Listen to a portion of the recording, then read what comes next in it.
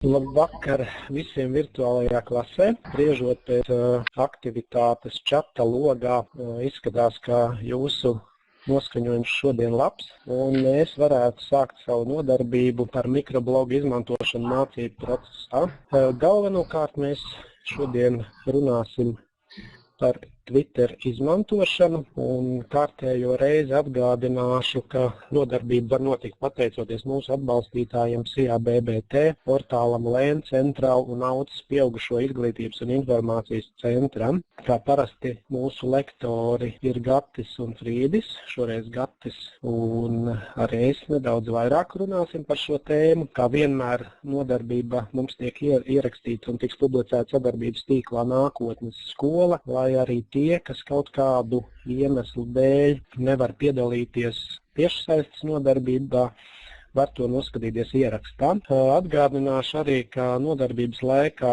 jūs variet uzdot jautājumus, ja to vēlaties darīt, paceļiet roku, jums tiks dots vārds. Bez tam savus jautājumus un komentārus nodarbības laikā variet rakstīt arī čata logā. Es aicinu arī jūs izmantot klasē pieejamos rīkus, lai izrādītu savas emocijas, un aicinu visādi citādi līdzdarboties.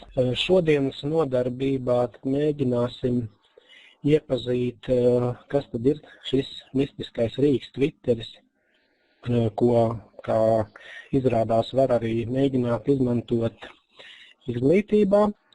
Iz pieredzes pastāstīt par kādu pieredzi kādam skolotājam, runāsim par to, kā tad uzsākt twitterošanu. Mums ir iecerēts, ka lielu daļu mēģināsim praktiski padarboties, tātad patvītosim. Pašā nobeigumā tad jautājumi un atbildes, un varbūt kāda diskusija.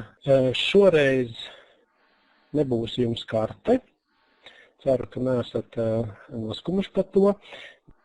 Bet mēs pirms sākam nodarbību gribētu noskaidrot atbildes uz jautājumiem, vai jums jau ir izveidots Twitter konts, sava veida pārbaude par to, vai mājas darbs jums ir izpildīts. Šobrīd mums klasē tad ir 22 dalībnieki, 16 ir atbildējuši, 18 ir atbildējuši. Gatis ir pārsteigts, varēsim vairāk veltīt laika praktiskām nodarbībām. 19 ir atbildējuši, 20 ir atbildējuši. Mēs esam ieplānojuši, ka tie arī, kas nav kaut kādu iemeslu pēc varējuši izveidot šo savu Twitter kontu, ka jūs to varēsiet izdarīt nodarbības laikā. Un līdz ar to mums šī praktiskā daļa varētu iznākt ļoti aizraujoši. Mēs vismaz tā domājam, ka tā būs. Tā, nodzēsīšu balsošanas rezultātus, atbildes jūsu. Kā jau teicu, neliels